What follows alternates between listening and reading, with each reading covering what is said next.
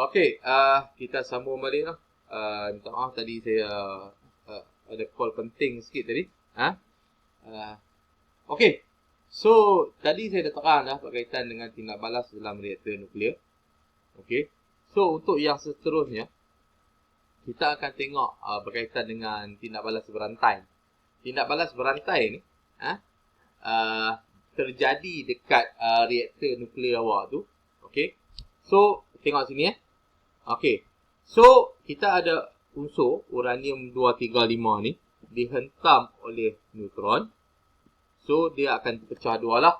Pembelahan nuklear dia akan pecah dua. Satu jadi barium. Satu lagi jadi krypton. Okey. Dan menghasilkan tenaga. Tenaga tu dalam bentuk haba lah, tenaga haba. Dan 3 neutron. Okey. So, 3 neutron ni diguna pakai semula untuk menghentam uranium lain. 3 neutron ni, hasil 3 neutron ni diguna pakai untuk menghentam uranium lain.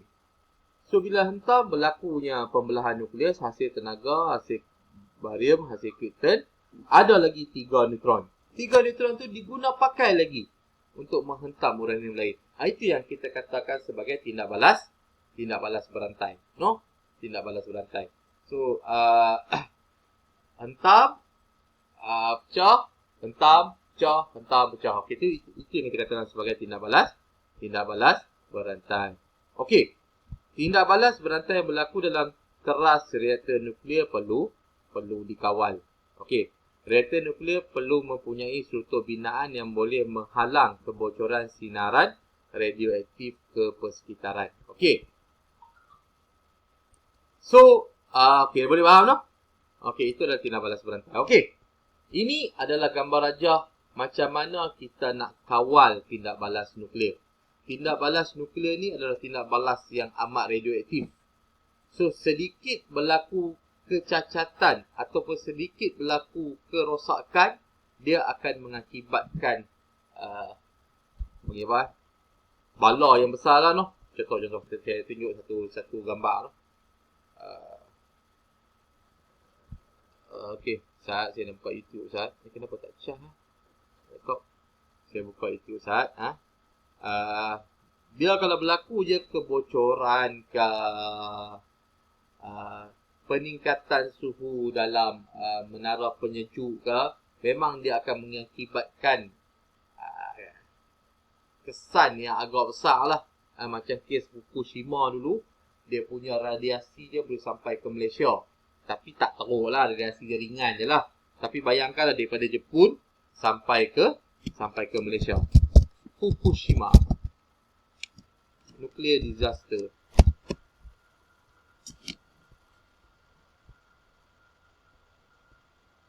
Okey. So, kalau awak rajin-rajin, awak boleh buka YouTube ataupun buka Google, awak boleh tengok. Ni salah satu lah kesan daripada kebocoran reaktor. Ni Fukushima . Kesan dia agak menakutkan lah, nuclear disaster ni. Nampak? Okey, dia buat kat tepi laut, nampak? Ni laut. Ini laut. Okey, ini dia punya menara penyejuk dia lah. Bentuk lain sikit lah Okey. Nampak? Okey, ni. Nampak? Ni laut. Ini kawasan nuklear dia. Okey. Kawasan Fukushima ni dah ditutup lah. Memang tak ada pendapatan dah lah. Rakyat-rakyat dia yang duduk kawasan ni pun dah dipindahkan dah. Itu disaster yang paling teruk lah dalam zaman moden ni. Okey. Kalau dulu-dulu punya, awak boleh tengok Chernobyl disaster. Tahun berapa puluhan Chernobyl ni berlaku pada tahun bila 1986. Sama juga. Chernobyl disaster was a nuclear accident that occurred on Saturday 26 April 1986. Okey. So, berlaku kemalangan, kebocoran lah senang cerita. Pada tahun 86. Sampai sekarang pun, Chernobyl ni masih lagi tidak boleh dimasuki dan masih ada kesan radioaktif lagi. No? Masih ada kesan radioaktif sampai lah ni. Masih kesan radioaktif sampai lah ni juga. Walaupun tahun 86, sekarang ni dah tahun 2021, lebih kurang 35 tahun. Masih ada kesan radioaktif lagi. Sampai lah ni, no? Okey. Saya dah boleh terang pun, no? Kan saya terang pada tahun lepas. So, itu Chernobyl, no? So, kalau awak tengok sini. Nampak? Ni kesan Chernobyl, no? Jadi, banyak tinggal tu. Ini saya dah pernah beritahu kot, no? Funfair ni, no? Baru dibuka saja pada hari kejadian. Baru dibuka saja pada hari kejadian. Okey. Ni pun hospital kot. Hotel. Okey, semua tinggal, no? Nampak? Semua tinggal. Chernobyl. Sampai lah ni lah. Okey. Okey. Okey. Ini adalah ciri-ciri keselamatan yang terdapat dalam sebuah reaktor nuklear. Okey. Okey. Yang pertama sekali, kawalan kadar tindak balas nuklear. Okey, dalam ni. Okey. Ada rod pengawal. Okey. Ni, yang batang hitam lurus-lurus ini adalah rod pengawal. Mengawal kadar tindak balas dengan menyerap neutron yang berlebihan. Okey. So kan dia tindak balas berantai kan. So daripada 1 tembak jadi 3. Okey. So 3 tu tembak jadi 9 lah. Betul tak? 9 tu tembak jadi 27. Okey. Mungkin ada neutron-neutron yang berlebihan. Maksudnya yang tak diguna pakai untuk tembak uranium 235 tu. So dia akan serap oleh rod pengawal ni. Okey. So rod pengawal ni diperbuat daripada boron dan kadmium atau kadmium. Okey. So itu adalah rod pengawal. Yang kedua ni, yang kotak bawah ni, yang warna kelabu ni. Ini kita panggil dia sebagai moderator. Okey. Fungsi dia untuk memperlahankan neutron yang bergerak pantas yang terhasil supaya pembelahan nukleus boleh berlaku. Okey, so neutron yang terhasil tu dia bergerak dengan keadaan laju. So moderator ni fungsi dia nak bagi slow sikit. Supaya dia boleh menghentam uranium akan datang ni. No? Okey. Diperbuat daripada bahan seperti grafit ataupun air. Okey, yang ketiga adalah rod uranium. Okey, uranium ni kita tahu diguna pakai sebagai bahan api untuk menghasilkan tenaga nuklear melalui tindak balas pembelahan nuklear. Uranium ni penting lah. Tak ada uranium ni, reaktor nuklear awak tak berfungsi lah. Okey, ciri-ciri keselamatan. Okey, dekat reaktor nuklear ni ada ciri-ciri dia. Yang pertama sekali, dinding konkrit dia mesti tebal. Supaya apa? Nak mengelakkan sinaran radioaktif terlepas ke persekitaran. So kalau terlepas ke persekitaran, risiko tinggi lah, no? Akan berlaku kebocoran radioaktif. Kebocoran bukan kawasan tu saja, dia akan merebak sampai ke negara sebelah boleh merebak. Okey. Yang kedua, air sebagai ejen penyejuk. Okey. Menyerap tenaga haba daripada tindak balas berantai untuk penghasilan steam mengawal suhu radiator. Okey. Air ni kalau tak ada, habis. Memang berlaku letupan lah sebab tenaga haba yang dihasilkan terlalu besar. So tak ada ejen penyejuk untuk mengawal air, untuk mengawal laut punya reaktor. Okey. So untuk kes ni, air sebagai ejen penyejuk dan juga air sebagai pengangkut tenaga haba. You know? Okey. So itu antara ciri keselamatan lah. Okey. Okey. Pasal balik. Naik atas. Okey. Kalau awak tengok dekat gambar raja bawah ni, penggunaan tenaga nuklear sebagai tenaga alternatif untuk menjana tenaga elektrik. Okey. So dekat Malaysia, macam saya cakap sebelum ni lah, kita lebih kepada kajian lah. Tak guna pakai pun. Malaysia, kita jana elektrik masih menggunakan arang batu, gas asli. Dua sumber utama tenaga elektrik dijana. Arang batu dengan gas asli. Dan air. Okey, air ni biasanya awak jumpa dekat empangan. Semua empangan ada jana elektrik menggunakan air. Kalau gambar raja ni adalah empangan hidro dekat Bakun. Empangan paling besar kat Malaysia. Yes. Nombor 2 terbesar di Asia. Dan tempoh pembinaan Bakun ni makan puluh tahun juga nak siap. No?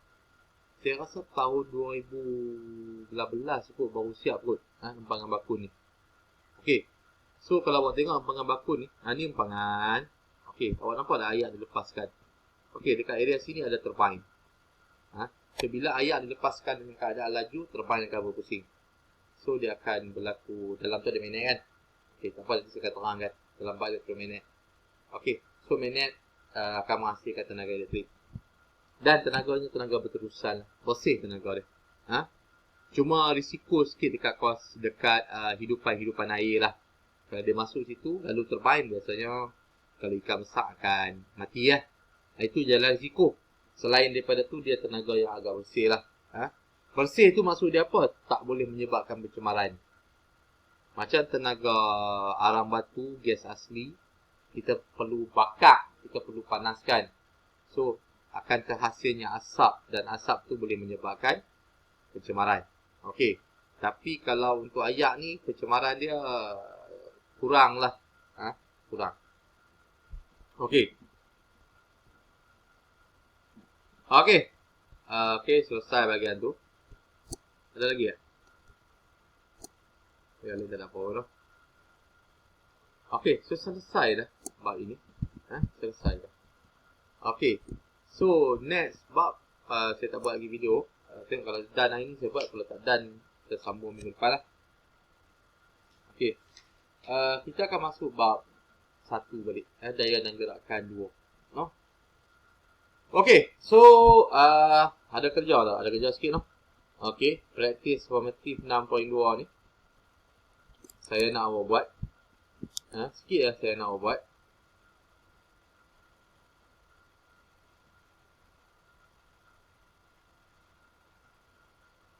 Boleh buat soalan. Bukan soalan lain.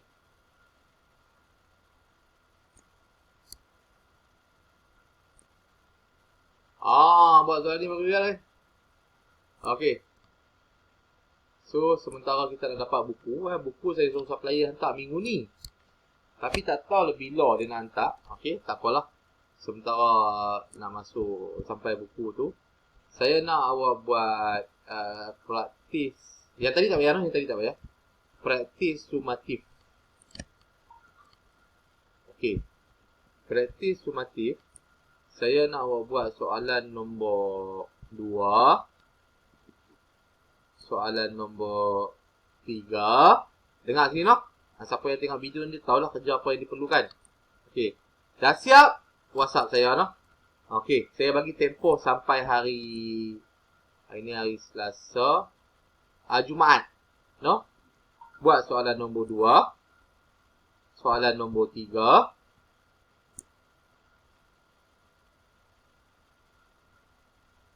Soalan nombor 4. Soalan nombor 5. Soalan nombor 6. Soalan nombor 7. Okey. 2 sampai 7. No? Buat dalam kertas. Lepas tu, snap jawapan. Soalan tak payah tulis tak apa. Snap jawapan. Dah WhatsApp kat saya, no? WhatsApp secara personal. Okey. So, kita berjumpa lagi dalam subtopik. Bab 1, no? Okay, so untuk hari ni saya rasa selesai kot. Tapi mana icon nak stop dia. Sorry dah no. Sebab saya macam dia kerja hilang. Okay. So kita akan berjumpa lagi insyaAllah. Saya tengah cari icon untuk stopkan dia. Mana hilang lah. Okay. So kita berjumpa lagi. Assalamualaikum warahmatullahi wabarakatuh.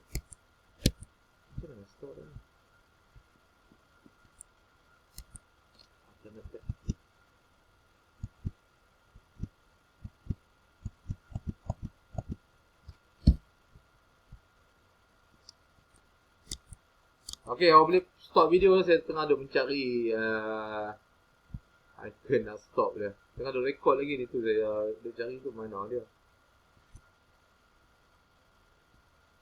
Kan? Awak boleh stop lah video. Tak payah dengar. Biarlah. Dah biarlah. Tak tahu saya terpaksa tunggu dia sampai dia stop sendiri lah.